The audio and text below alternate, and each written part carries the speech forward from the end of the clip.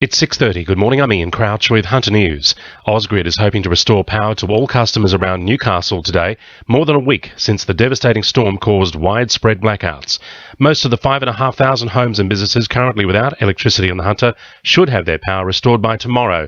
The State Emergency Service now says the storm is the biggest weather event it's ever had to deal with in its 60-year history. The service received more than 20,000 calls for help across New South Wales, with about a third of those coming from the Hunter. Meanwhile, it looks as though the Hunter will be spared from the next east coast low forming off the coast of Queensland. The Weather Bureau expects the worst hit areas will be north of the border down to Port Macquarie. A teenager's been charged over a violent attempted armed robbery at Cardiff. The 16-year-old's accused of threatening a worker at a convenience store with a knife just after midnight on Sunday, cutting the victim's hand before running off empty-handed. Catherine Baczynski from Police Headquarters says following inquiries, officers went to a home on Mary Street at Cardiff yesterday where the boy was arrested. A number of items were seized from the home for a forensic examination, including an electronic device and clothing. The teenager was taken to Charlestown Police Station where he was charged with aggravated robbery and an unrelated outstanding warrant. He has been refused bail and he will appear in court today. Unemployment in the Hunter is at its highest in 20 years, with more than 17,000 Hunter residents currently looking for work. Rates have risen from 5.8% in 2011 to 12.8% this year, and critics claim the decline of the mining boom has fuelled a job crisis in the area.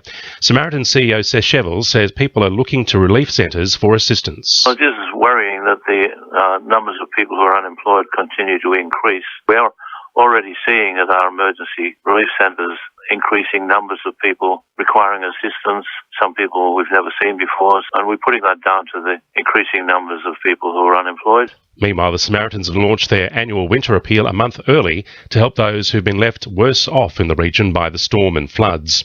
The federal government has announced more than $13 million to fix dangerous road black spots in the Hunter. The money will go towards section upgrades, lane separations and improved crossings in a bid to cut the road toll. Paterson MP Bob Baldwin says these projects were in the pipeline well before the damage caused to the region's roads by last week's storm and floods. Well, these black spots are not road conditions that were caused by recent floods. They will be subject to a further funding package. These are roads where there have been high accident rates, including fatalities. I'm glad that we've received over $13 million for the Hunter region, in particular the nearly $5 million in my electorate of Paterson. And the Hunter's coal rail system is expected to finally reopen this afternoon, with floodwaters falling low enough for trains to get through. The shutdown has cost more than 3 million tonnes of lost exports, worth more than $200 million. The Australian Rail Track Corporation says engineers have been working around the clock to repair the track. More work still needs to take place, with the line between Talara and Dungog remaining closed. Now with sport, Belinda Delaceres. Star Newcastle Jets defender Taylor Regan has become the latest player to be shown the door on the back of another club clean-up. The 26-year-old was one of 4 players to be given the axe following a meeting with coach Phil Stubbins yesterday, alongside utility Sam Gallagher, midfielder James Virgili and trainee goalkeeper John Solari. Stubbins insists while they've been forced to deal some tough blows, he's committed to building a final side next season.